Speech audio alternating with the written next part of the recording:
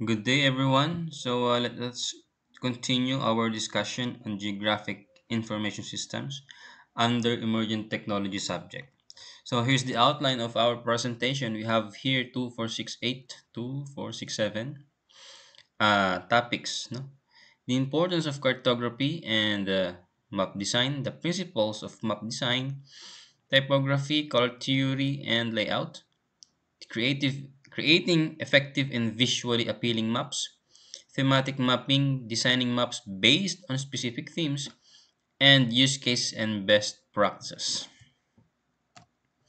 So ano ba ang importance ng ah, cartography and map design? We have here, ilan ba to? 2, 4, 6, 8. First is spatial understanding, in navigation, data visualization, decision support, resource management, emergency response, cultural preservation, exploration, and discovery. When we say spatial understanding, maps provide a visual representation of geographical features, no? Allowing individuals to understand spatial relationships, distances, and locations more intuitively. Di ba? Pagka binigyan tayo ng mapa, automatic maintindihan natin kung saan may kalsada. Maintindihan natin kung saan tayo pupunta. So, nagkakaroon tayo ng understanding, no? Or sa isang visual representation ng geographical features. Yan ang una. Second one is navigation. Okay? Maps serve as essential tools for navigation, especially during individual or you guys, no, finding their way and planning routes efficiently, whether for travel, transportation, and or outdoor activities. Siyempre, for example, hindi nyo alam yung pupuntahan ninyo. Siyempre, di ba? Gagamit kayo ng mapa. Open nyo si Google Maps, open nyo si Google Earth, open nyo si Waze, and other navigation apps. Di ba? Yan ang importance ng cartography. The third one is data visualization. Cartography facilitates the visualization of complex spatial data, enabling users to interpret patterns, trends, and distributions more effectively. For example, sa COVID, no? Ah, ipo-point natin sa map kung saan ba yung mga sources ng COVID or saan ba yung patients ng COVID, no? So, and then, pag nakita natin merong kumpol na point sa isang area, malalaman natin yung trend or yung patterns na pwedeng kasunod. For example, meron palang 10 COVID dito sa barangay ganito. Itong may pinakamaraming number of COVIDs. Ang mangyari, yung trend natin baka madagdagan pa doon. So, mabi-visualize natin kung ano bang pwedeng mangyari, especially sa mga complex spatial data. Okay, the fourth one is decision support.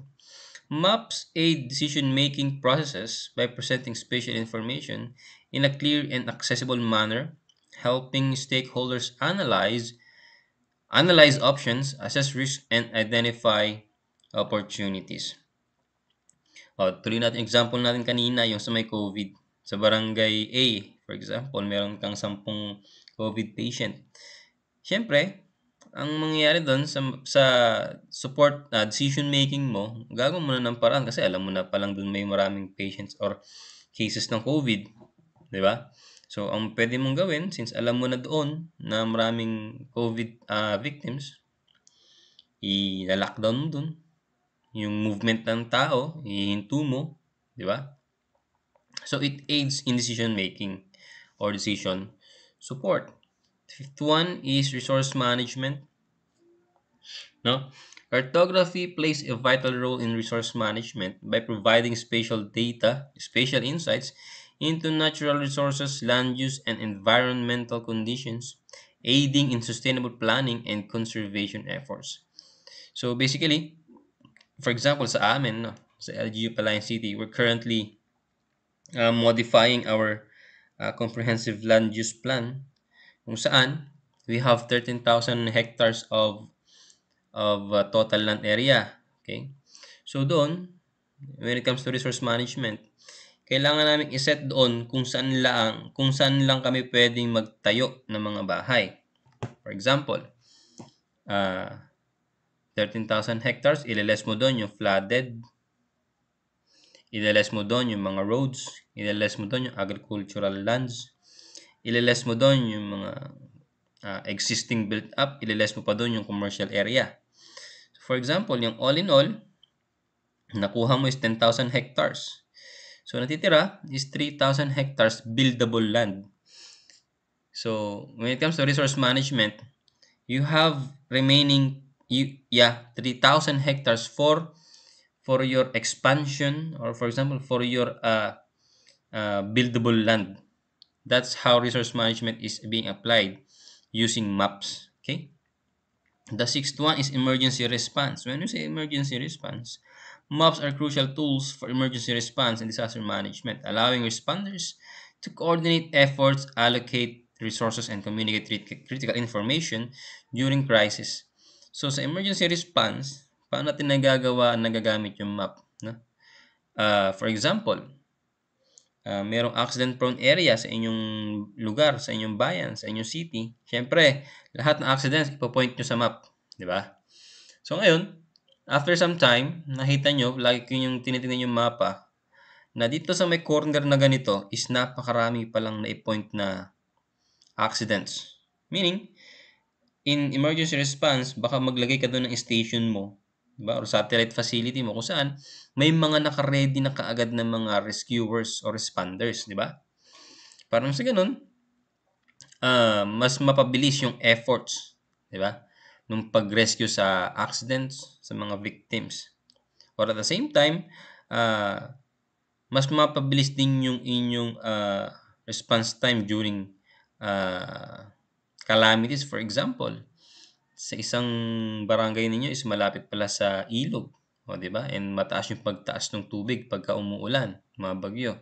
So alam nyo kaagad kung saan ba ang first emergency response ninyo. So that's how map is being used or being helpful sa emergency response, di ba? Second, the second to the last is cultural preservation. Maps contribute to cultural preservation by documenting heritage sites, traditional territories, and historical landmarks, fostering a deeper understanding of cultural identity and heritage. Yes, minsan, no, pagka meron kayong cultural mapping, especially sa mga LGUs or sa HCC, ano ba tawag NCC, Natural Culture on something, no? So sila, using maps, naghahanap sila ng mga pwedeng i-preserve ng mga areas for heritage and for maghanap sila ng historical landmarks, di ba? For example, yung site kung saan pinatay si General Luna. Ayan, pinapreserve yung location. For example, yung ang tawag dito sa Megapan, yung Little Vegan ba tawag doon? So, minamapa nila yung mga locations kung saan mayroong pwedeng i-preserve na mga na heritage sites, di ba? So that's the importance, one of the importance of of mapping or cartography. Last one is exploration and discovery. Maps inspire exploration and discovery by highlighting uncharted territories, hidden treasures, and remote destinations, encouraging curiosity and adventure. Okay. So if you are aware sa mga tawag dito, treasure hunters, di ba? Meron silang mga mapa, meron silang mga tawag dito, mga symbols, yung mga icons na inaaral, di ba? Para makapaghanap ng mga gold, hidden treasures. And also, if they're trying to discover uncharted or hindi common na locations, gagamit sila ng mapa to for example, to record their tracks, diba? Para alam nila kung saan sila dumaan. Yan. So that's the usage of cartography. No? Spatial understanding, navigation, data visualization, decision support, resource management, emergency response, cultural preservation, exploration, and discovery. Okay. So, principles of map design, we have here simplicity, clarity, balance, hierarchy, and harmony. When we say simplicity as one of its principles, no, It is by simplifying map elements, di ba? Reduces clutter and enhances readability. Okay. For example, below fewer labels, fewer symbols, para hindi magkaroon ng visual overload yung tumitingin ng mapa, focusing on essential information. So let us see this map that I have created. Hindi na ma-zoom in. When you say simple, yan, makita mo na yung mapa kagad na ganyan. Napakasimple. Anong meron dyan? Konti lang yung mga label. Meron dyan, Relatividad, Laur, General Tino. And then may legend ka agad dito sa ilalim. Road network pala itong puti. Barangay hall pala yung mga point na puti. Diba?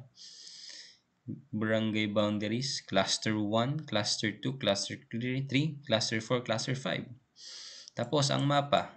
Yan pala yung title sa ilalim na ginawa ko. Barangay Cluster Map of Palayan City. Yan. So, ibig sabihin lang yan, naka-cluster yung mga barangays in Palayan City. For example, Cluster 1, I have 5 barangays. Cluster 2, I have 5 barangays. Cluster 3, 4 barangays. Cluster 4, 1, 2, 3, 3 barangays. Cluster 5, 2 barangays. And yan. Okay. The next one is clarity. When you say clarity, clarity ensures that map features are easily understood and distinguished. So yan, meron tayong legend, meron tayong mapa. Cluster 1. Alam mo agad na cluster 1 tong ganitong kulay. So meron kang clarity. And also, meron tayong diyang mga lines, weights, line weights and colors to differentiate roads, rivers, and boundaries. Ayan, no? Diba? So, yung roads mo, ayan, no, puti. And boundaries mo, nandyan din. Diba? So, that's clarity. We also have here balance. Balance meaning it distributes visual weight evenly across the map, creating a harmonious composition. So, kung makikita natin dyan, balance siya. Nandito yung mapa sa right side, nandito yung legend sa left side. Sa ilalim, meron kang index map. Sa left side, nandun yung logo mo. Sa gitna is nandun yung title mo. Sa ilalim, meron din naman siyang scale. So, that's balance. No?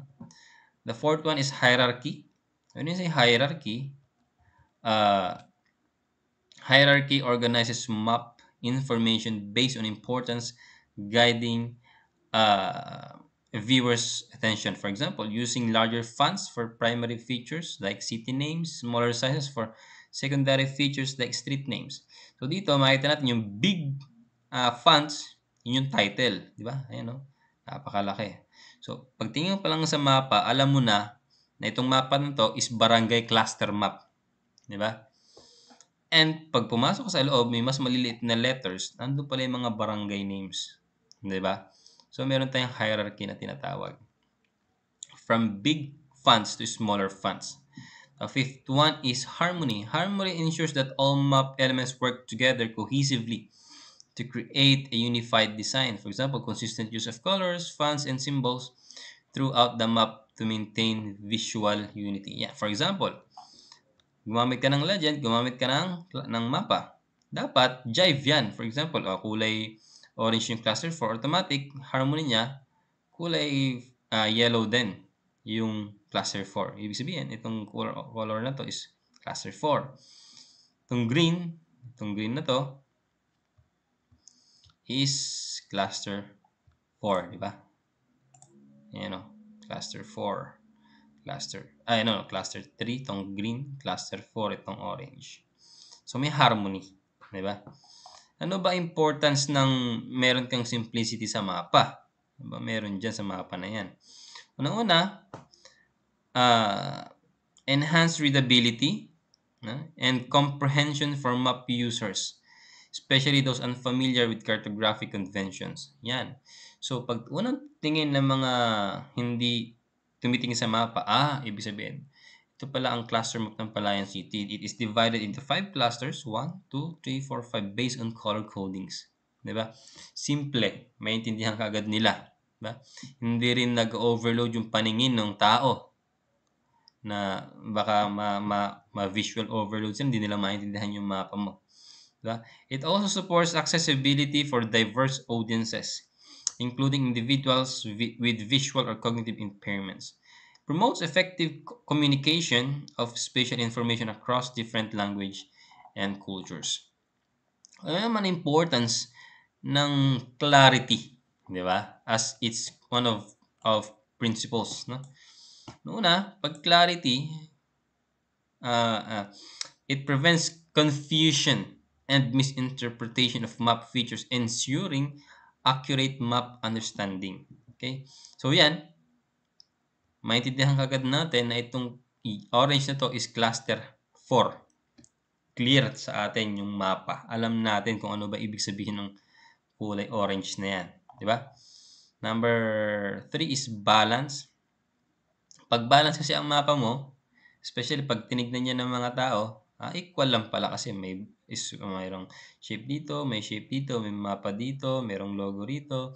Sa gitna is meron kang scale, meron kang title. Diba? Napaka-balance. Hindi naman pwedeng may mapa ka dyan, may title ka rito, may index map ka, pero wala naman tong tatlo na to.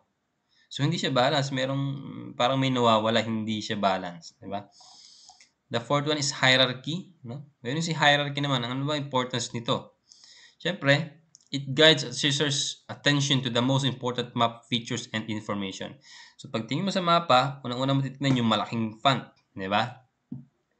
So, ayan ang makikita mo kaagad. Ito pala yung title ng mapa agad-agad. Hindi man pwedeng maliit yung title ng mapa mo tapos malalaki tong font letters ng labels mo sa loob. Di ba? So, unang tingin sa mapa, title ng mapa ang makikita. Barangay Cluster Map of Palayan City. Yan. Next mo titignan is yung legend. Pag zoom in mo yan, okay, yan ang next mo titignan. Ito pala ay mga road network, barangay hall, cluster 1, cluster. Then, pagtingin mo sa mapa, sunod-sunod na yan. Cluster 1, itong violet. Cluster 2 is itong blue. Cluster 3 is green. 4, and so on, so forth. So, it improves map usability and user satisfaction by reducing cognitive overload and decision-making effort. Diba? The fifth one is harmony. When we say harmony, creates a cohesive and unified map design reinforcing the map's overall message and purpose. So, pag tinignan natin to, maintindihan kagad natin, cluster map of Barangay City, it has 5 clusters. Ayan, nandiyan naman sa legend. Diba? Also, sa map, makikita natin yung barangay boundaries and barangay hall. So, may harmony ka agad. Maintindihan ka agad natin yung gustong sabihin ng mapa. Okay? So, these are the principles of map design: simplicity, clarity, balance, hierarchy, harmony. Okay, 2, 4, 5.